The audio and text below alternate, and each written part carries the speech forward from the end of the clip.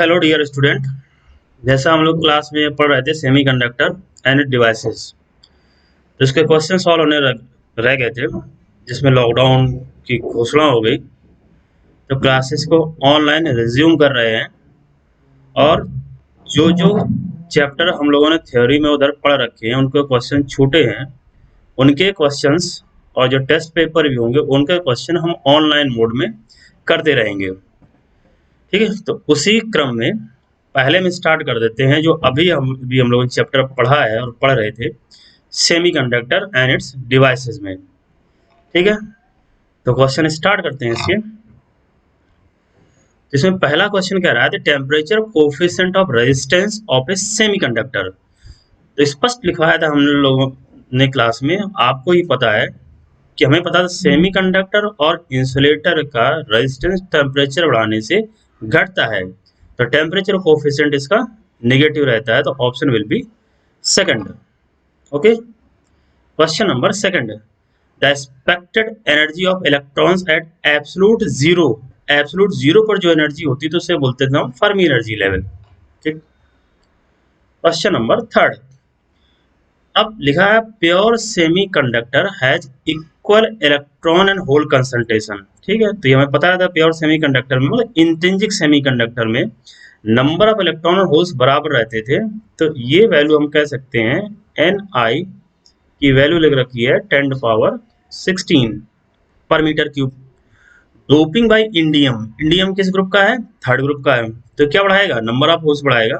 तो number of holes दे रखे हैं 4.5 × 10⁻22 पर मीटर क्यूब लिख रखा है। ठीक है, what is n e in the doped semiconductor? तो देखो सिंपल सी बात है, तो हम लोगों ने ये पढ़ा था the product of number of electron into number of holes is equal to, ये होता था एन आई का hole square.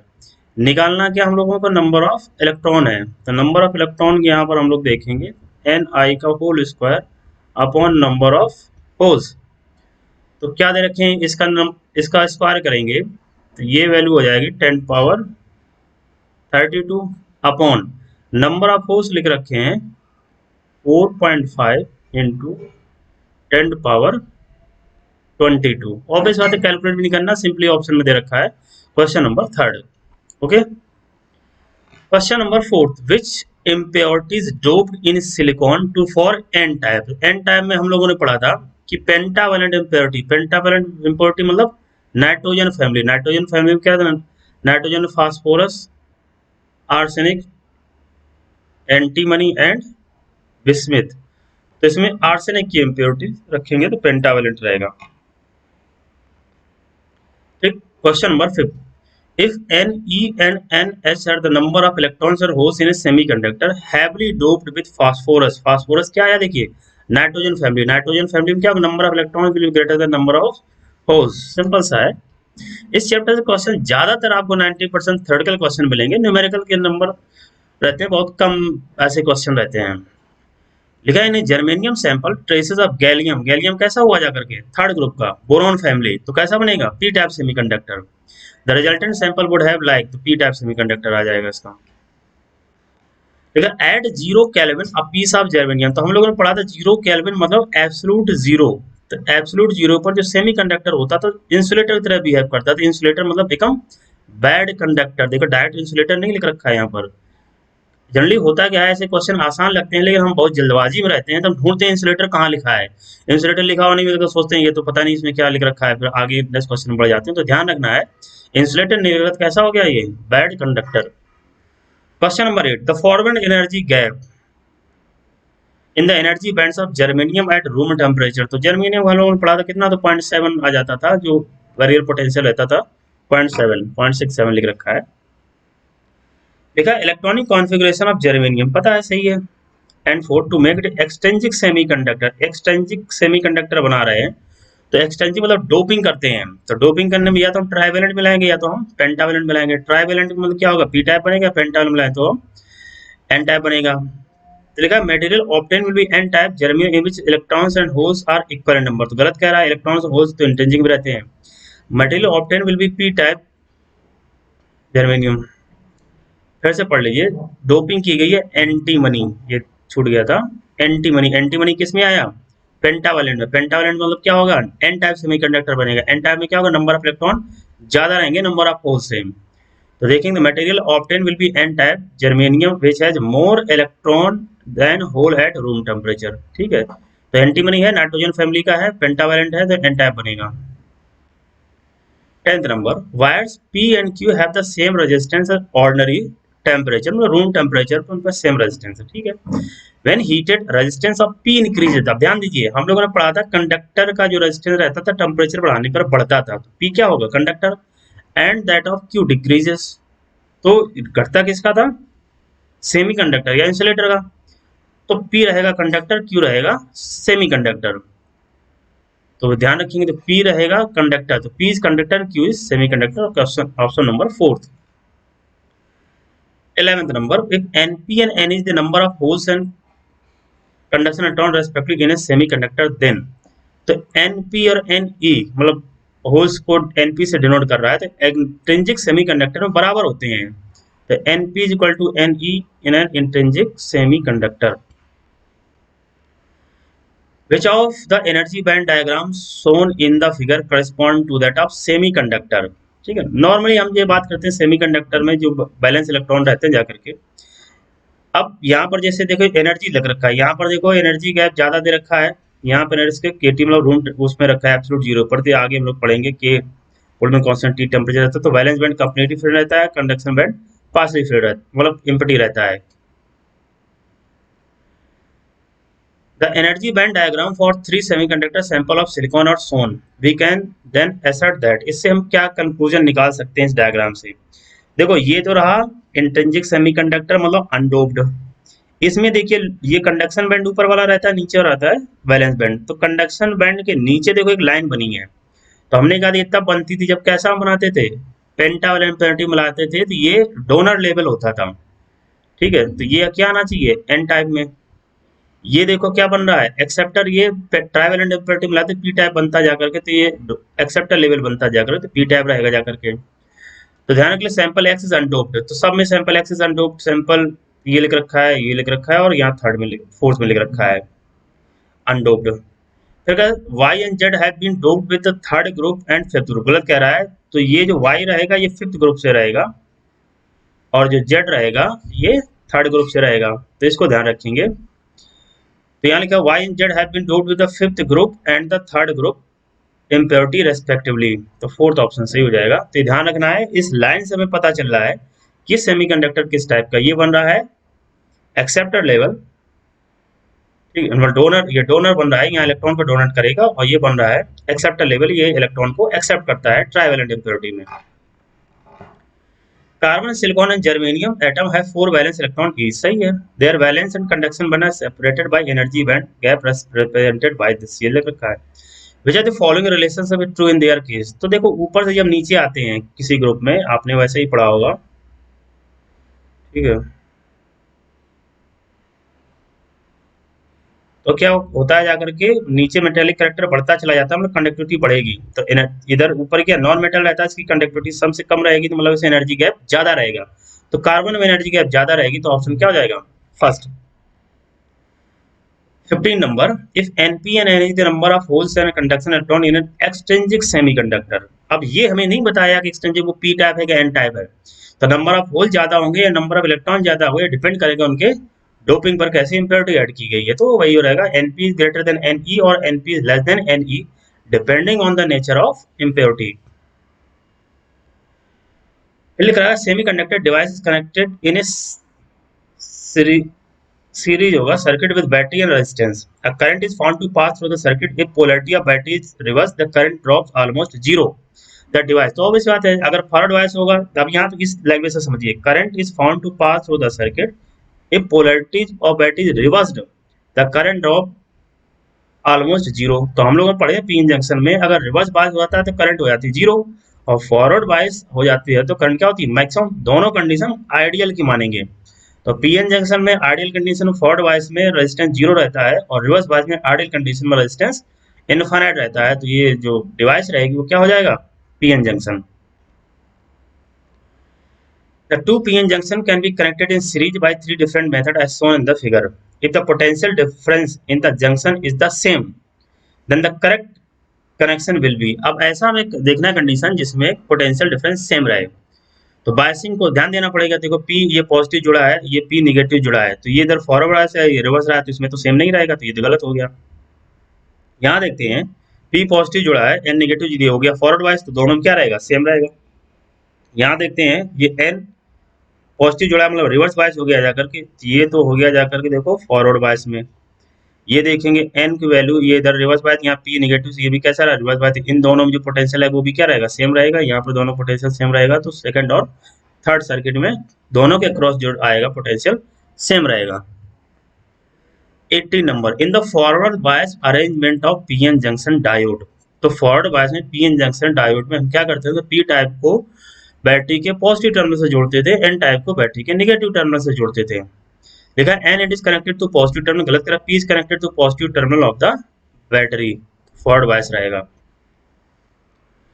In forward bias the width of potential barrier and PN junction क्या होता था, डिक्रीज करता था। पोटेंशियल बैरियर जो डिप्लीशन जोन होता था वो घट जाता था, पोटेंशियल बैरियर घट जाता था, रेजिस्टेंस वैल्यू घट जाती थी, करंट की वैल्यू बढ़ जाती थी। ठीक है, नेक्स्ट है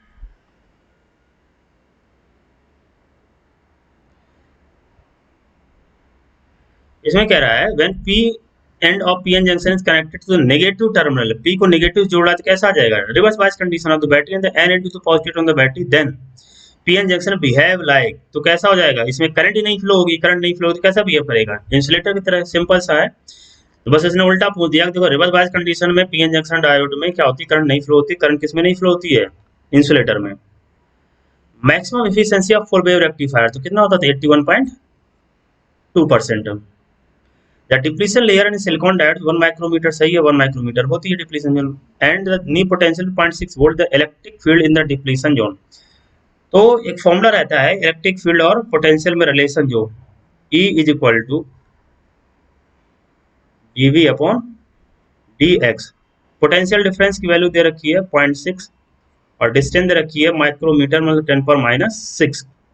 इसको ऊपर ले जाएंगे तो देखो आएगा 6 इंटू माइनस का प्लस हो जाएगा, एक इससे कैंसिल आउट हो जाएगा, 6 इंटू 10⁵ वोल्ट पर मीटर, ये आ जाएगा। सिंप्लीफाई करेंगे वैल्यू ये रहेगी। लेकिन forward biased PN junction diode the potential barrier in the depletion is in the form of, तो हम लोगों ने ये पढ़ा था एन टाइप की तरफ पोटेंशियल ज्यादा होता था, पी टाइप की तरफ पोटेंशियल कम रहता था। ठीक है, तो इसमें देखिए तो एन ये पी तरफ बना है, ठीक है, ये वी एन टाइप की तरफ हमें ज्यादा रखना है, तो इसमें देखो दो बन रहे हैं, ये एन इधर रखा है, पी इधर रखा है, तो यहाँ भी देखो ये फर्स्ट में भी है और सेकंड में भी है। ठीक, तो एन टाइप की तरफ ज्यादा रखना है पोटेंशियल को, और पी टाइप की तरफ पोटेंशियल को हमें कम रखना है। ठीक है, तो इसमें देखो एन टाइप यहाँ भी ज्यादा लग रहा है, लेकिन इसमें और कंपेयर अगर करें हम, ये देखिए सिमेट्री नहीं है कि नहीं है, तो ऑप्शन कौन सा रहेगा, सेकंड। बाकी कोई नहीं ऐसा रहेगा जाकर के आपको दिख रहा है, एन की तरफ पोटेंशियल हमें हाई रखना है। तो नेक्स्ट क्वेश्चन बढ़ते हैं। देखा different voltages are applied across PN junction and the currents are measured for each value, which of the following graph is obtained between the voltage and current. तो हम लोगों ने ये देखा था कि फॉरवर्ड बायस में करंट क्या होती थी, मैक्सिमम, और रिवर्स बायस में करंट जो रहती थी बहुत कम मिलती थी। तो इसमें देखो ये तो रहेगा नहीं, जैसे अगर ग्राफ को अगर थोड़ा बहुत आप ध्यान दें, जैसे आपको ये देखना है इसमें कौन सा सही हो सकता है। ठीक है, तो इसमें से अगर हम चेक करें तो ये ग्राफ बनाया था हम लोगों ने,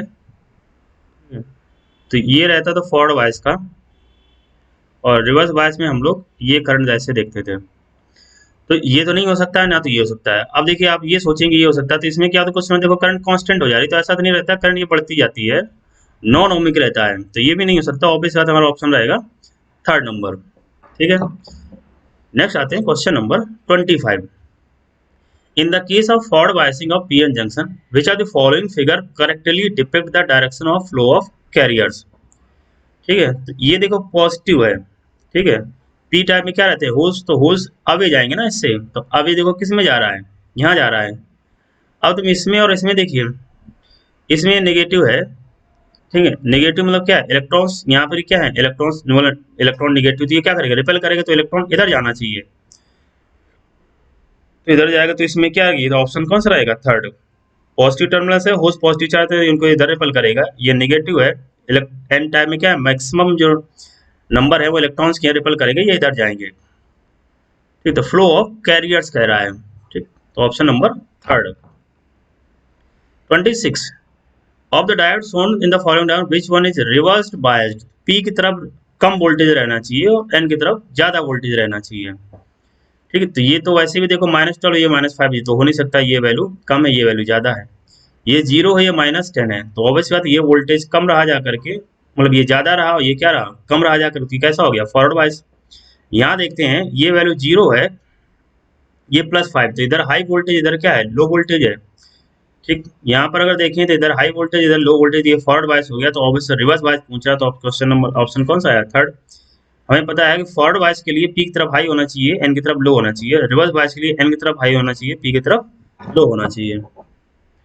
वजह the following correct diagram for the half wave rectifier, half wave rectifier में एक डायोड रहेगा, बाद में फिल्टर सर्किट यूज करते हैं, फिल्टर सर्किट, तो ऑप्शन नंबर कौन सा है, सेकंड।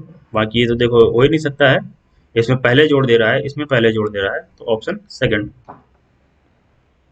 28 अब इसमें देखिए लिखा है input across the terminals A and C, A और सी के बीच में इनपुट दिया है, ठीक है, जैसे ये किसी कंडीशन में पॉजिटिव रहा है, किसी कंडीशन में नेगेटिव रहा, आउट, ठीक, तो देखो ये हो जाएगा कंडक्टिंग, ठीक है, ये कंडक्टिंग हो गया, ठीक है, आउटपुट यहाँ पर जैसे इसके अगर बी और डी के क्रॉस जोड़ रखा है, आउटपुट, ठीक, ये नेगेटिव है, तो ये हो गया रिवर्स बायस, ये कैसा हो गया, फॉरवर्ड बायस, तो देखो यहाँ से करंट ऐसे जाएगी, ऐसे इधर पहुंचेगी, फिर ये इधर जाते हुए फिर यहाँ से ऐसे निकल जाएगी, तो कैसा रहेगा, फुल वेव रेक्टिफायर। फिर से समझ लेंगे, ए और सी के बीच में इनपुट दिया है, तो इधर पॉजिटिव रहा, इधर नेगेटिव रहा, ठीक, तो ये हो गया फॉरवर्ड बायस, और ये भी कैसा हो गया, फॉरवर्ड बायस, ये और ये कैसे हो गया, रिवर्स बायस, तो ये फुल वेव रेक्टिफायर रहेगा। The current through the ideal PN junction, ideal PN junction है, तो आइडियल में फॉरवर्ड बायस में रेजिस्टेंस 0 होगा और रिवर्स बायस में रेजिस्टेंस इनफाइनाइट होगा, मतलब करंट 0 होगी, ठीक, तो यहाँ देखो ये 0 है, तो यहाँ 1 वोल्ट दे रखा है, यहाँ 2 वोल्ट दे रखा है, तो इधर वोल्टेज कम है, इधर वोल्टेज ज्यादा, रिवर्स बायस हो गया, रिवर्स बायस में हम मान चलेंगे करंट कितनी रहेगी, 0। In the full wave rectifier input AC current has a frequency new, the output frequency double हो जाती थी, ठीक है, तो ऑब्वियस बात है 2 न्यू हो जाएगा। A diode having potential difference 0.5 volt across its junction, which does not depend on current, is connected in series with resistance 20 ohm across the source. If 0.1 ampere passes through the resistance, then what is the voltage of the source? तो ऐसे बनाते हैं, देखिए ये diode है,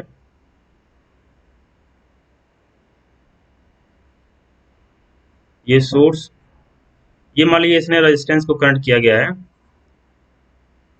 यहाँ पर दे रखा है diode having potential difference 0.5 volt, ये इसके क्रॉस दे रखा है, यहाँ ये वैल्यू हमें पता है, रेजिस्टेंस की वैल्यू दे रखी है 20 ओम, और जो करंट पास हो रही है वो 0.1 एम्पियर पास हो रही है, तो हम लोगों ने ये पढ़ा था करंट इज इक्वल टू जो भी सोर्स आएगा और जो भी इसमें वोल्टेज रेटिंग लिखा उसको हम कर देंगे माइनस अपॉन रेजिस्टेंस, कितना दे रखा है 20, आई की वैल्यू 0.1 है, तो 0.1 is equal to V minus 0.5/20, simplify करेंगे, v इज इक्वल टू कितना आ जाएगा, ये अगर 2 और 0.5 जुड़ जाएगा तो वैल्यू हो जाएगी 2.5 वोल्ट, तो ये वैल्यू आ जाएगी 2.5 वोल्ट।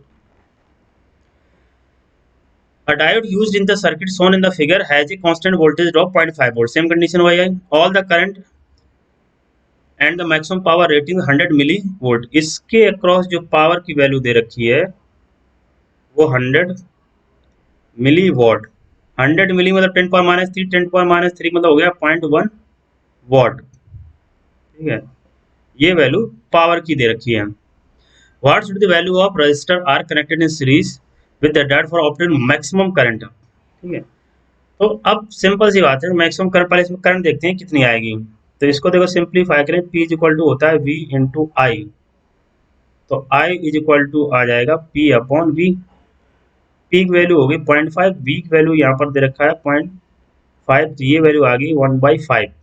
ठीक, वोल्टेज कितना दे रखा है 1.5। तो यहाँ पर अब देखो टोटल करंट जो हम लोगों ने आनी चाहिए, तो इसमें हम क्या करेंगे 1.5 में से माइनस करेंगे 0.5, I is equal to V by R. R की वैल्यू पता करनी है, आई की वैल्यू आ रही है 1/5, ऊपर कितना बचा जा करके 1, नीचे आर। तो यहाँ देखो सिंप्लीफिकेशन करने पर आर की वैल्यू आ जा रही है 5 ओम। 5 ओम मतलब ऑप्शन नंबर सेकंड। सिंपल सा है, यहाँ से हमने क्या निकाला करंट, करंट की वैल्यू पर वही निकाल लिया। नेट पोटेंशियल डिफरेंस जो आ रहा है, इसका ड्रॉप आया 0.5, इसमें 1.5 में 0.5 माइनस कर दिया। 33 लिखा है sinusoidal voltage off peak value 220 volt is connected to a diode and resistor are in the circuit shown in the half wave rectifier। ठीक है, half wave rectifier if the forward resistance of the diode is negligible, obvious बात है forward biasing में resistance को हम zero मानते हैं। RMS voltage across R is approximately, तो हाफ वेव रेक्टिफायर में RMS वैल्यू रहती थी, इसका हाफ हो जाती थी, तो कितना आ जाएगा ये value 100। In the circuit given below is the sinusoidal voltage source across voltage drop across the resistance R। ठीक है, ठीक है, ये वोल्टेज इसके अक्रॉस ये साइनसॉइडल दे रखा है। Is the sinusoidal voltage source voltage drop A B across the resistance R, इसके अक्रॉस पूछ रहा है रेजिस्टेंस आर, ये दो डायोड लगा रखे हैं। तो ये कंडीशन हमें देखना है कैसी इसकी बायसिंग रहेगी उस बेसिस पर। ठीक है, तो मान लीजिए किसी कंडीशन ये पॉजिटिव रहा, तो पॉजिटिव रहेगा तो देखो ये भी क्या रहेगा, ये पॉजिटिव रहेगा, ये कैसा हो जाएगा पॉजिटिव, ये हो जाएगा रिवर्स बायस, ये कैसा रहेगा फॉरवर्ड बायस, तो करंट यहाँ से निकल जाएगी। ठीक है, फिर जब पोलैरिटी चेंज इधर हो जाएगा नेगेटिव, इधर हो जाएगा पॉजिटिव, तो इधर नेगेटिव हो जाएगा, तो ये नेगेटिव पे ये नेगेटिव पर रहेगा, तो ये हो जाएगा फॉरवर्ड बायस। तो ये काम करेगा फुल वेव रेक्टिफायर की तरह। तो full wave rectifier has the same peak value in the positive and negative cycle has the full wave rectifier की तरह काम करेगा ये। 35 in the following circuit PN junction diode D1 and D2 D3 are ideal for the following potentials of A and B। ठीक, A और B कह रहा है। The correct increasing order of the resistance between A and B, A और B के बीच में increasing order of resistance मतलब पहले कम बाद में ज्यादा। तो देखो कंडीशन दे रखी है तीन, मतलब ए पर पहले केस में हमने यहाँ पर लिख रहा हूं, पहले केस पर जो ए पर पोटेंशियल रखा है वो -10 वोल्ट, और जो बी पर पोटेंशियल रखा है -5 वोल्ट। तो यहाँ पर देखो आ जाकर -5 और यहाँ पर आ जाकर के -10। तो इधर पोटेंशियल कम हो गया, इधर पोटेंशियल ज्यादा हो गया, इधर पोटेंशियल ज्यादा हो गया, तो यहाँ पर हम देखेंगे तो ये वाला जो डायोड रहेगा ये फॉरवर्ड बायस हो जाएगा, बाकी सब कैसे हो जाएंगे रिवर्स बायस। ठीक है, तो फॉरवर्ड बायस हो गए, तो इधर वैल्यू दे रखी आर, ये वैल्यू तो देखो सेम आ रही, तो यहाँ आर रखते हैं, तो पहले वाले केस में रेजिस्टेंस की वैल्यू आर रही। अब दूसरे देखते हैं, तो यहाँ पर वैल्यू आर हमें समझ में आ रही है। दूसरे में देखते हैं, अब रिवर्स कर दे रहा है ये। ठीक है, दूसरे में रिवर्स कर रहा है, तो रिवर्स करते हैं। ठीक है, दूसरे में ये कह रहा है तो इधर रखा गया -5 और इधर रखा गया है -10, तो इधर हाई पोटेंशियल हो गया, तो ये फॉरवर्ड बायस और ये फॉरवर्ड बायस हो गया। तो ये फॉरवर्ड बायस ये और ये देखो किस में हो गए पैरेलल में, तो पैरेलल में हो गए, तो पैरेलल में जो रेजिस्टेंस रहता है तो R/2 हो जाएगा ये, तो इस केस में हो गया R/2। ठीक, ये कंडीशन रही जाकर के। ठीक, नेक्स्ट पढ़ते हैं जाकर के। थर्ड में कह रहा है इधर रखा गया -4 और इधर रखा -12, तो ऑब्वियसली इधर ज्यादा हो गया और इधर कम हो गया। बनाते हैं, यहाँ पर कंडीशन हमसे कह रहा है इधर की वैल्यू रखी गई है -4 थर्ड केस में, इधर रखी है -12, तो ये फिर से वही कंडीशन है कि ये फॉरवर्ड बायस हो गया जाकर के, तो थर्ड में भी सेम रेजिस्टेंस आना चाहिए। तो इसमें देखो सेकंड और थर्ड तो सेम आ जा रहा है। ठीक है, R/2 फर्स्ट में कितने आर हमसे पूछ रहा है करेक्ट इंक्रीजिंग ऑर्डर, सबसे ज्यादा किसका है फर्स्ट, फर्स्ट का ज्यादा देखते हैं, तो और सेकंड और थर्ड कैसे हैं बराबर, तो ऑप्शन नंबर थर्ड। केवल आपको इतना देखना है, ये तो देखो दोनों तीनों केस में कॉमन रहेगा जाकर के, तो हमें बस इनमें मैच करना है किसका रेजिस्टेंस, किस मोड में रेजिस्टेंस ज्यादा आ रहा है, किस मोड में रेजिस्टेंस कम आ रहा है। 36 इन द फॉलोइंग सर्किट I1 और I2 आर रेस्पेक्टिवली I1, ठीक है, ये 10 है। तो यहाँ पर देखेंगे कि अगर ये फॉरवर्ड वाइज जा रहा है, फॉरवर्ड वाइज जा रहा है, तो इस केस में ये पूरे ये रेजिस्टेंस जीरो रहेगा, तो करंट यहाँ से निकल जाएगी। तो I2 वैल्यू जो हमको मिलेगी, ठीक है, तो जबकि I1 इसके क्रॉस नहीं जाएगी, तो I1 हो जाएगा जीरो, क्योंकि रेजिस्टेंस है, यहाँ पर क्या है, रेजिस्टेंस लेस वायर है, तो अगर रेजिस्टेंस लेस वायर जुड़ा है तो पूरी करंट वहां से निकल जाएगी, तो I1 वैल्यू जीरो हो जाएगी। तो I1 वैल्यू जीरो, तो यहाँ पहले यही जीरो लिख रखा है।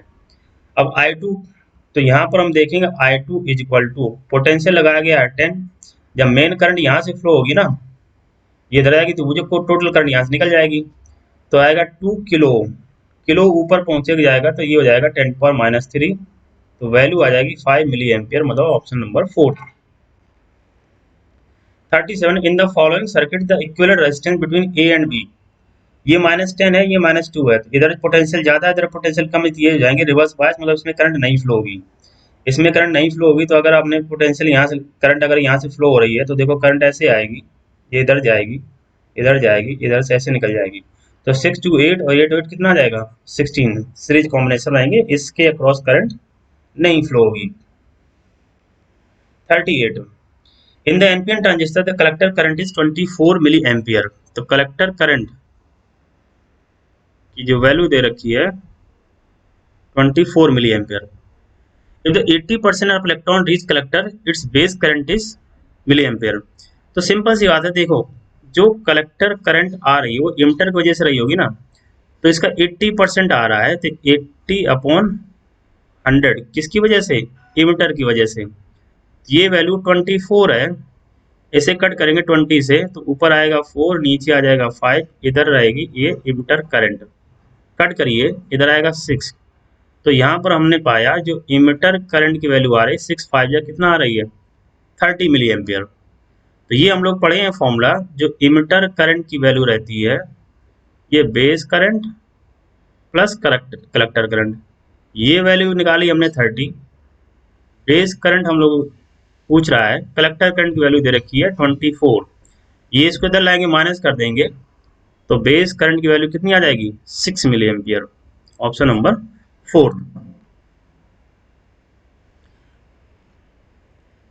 39 लिखा है in NPN transistor circuit the collector current is 10 milli ampere if 90% electron emitted reach the collector, ठीक है, फिर सेम कंडीशन वही पहुंची जा करके, तो कलेक्टर करंट की वैल्यू जो दे रखी है ये दे रखी है 10, अब जो 10 जो आ रही है वो किसकी वजह से आ रही है 90% की वजह से आ रही है, किसकी, इमिटर करंट की वजह से, तो यहाँ पर हम लोग चेक करेंगे 100/9 हो जाएगा, 100/9 मतलब 11.1 मिली एम्पियर, ये इमिटर करंट हो जाएगी, तो इमिटर करंट 11 एम्पियर हो गए, बेस करंट उसमें घटा देंगे हम, 10 से माइनस करंट कितना चाहिए 1, तो option number 4। 40 number an NPN transistor circuit is arranged as shown in the figure it is, तो देखो ये रहता है, पहले इमिटर रहता है, फिर क्या रहता है बेस, फिर रहता है कलेक्टर, तो इमिटर को कॉमन किया गया है, कैसा हो गया ये common emitter amplifier. 41 in a transistor circuit shown here the base current is 35 microampere, the value of resistor RB मतलब बेस रेजिस्टेंस, ठीक है, तो यहाँ देखो हम लोग इसका अगर बात करें तो इस केस में तो ये वैल्यू होती थी IB RB,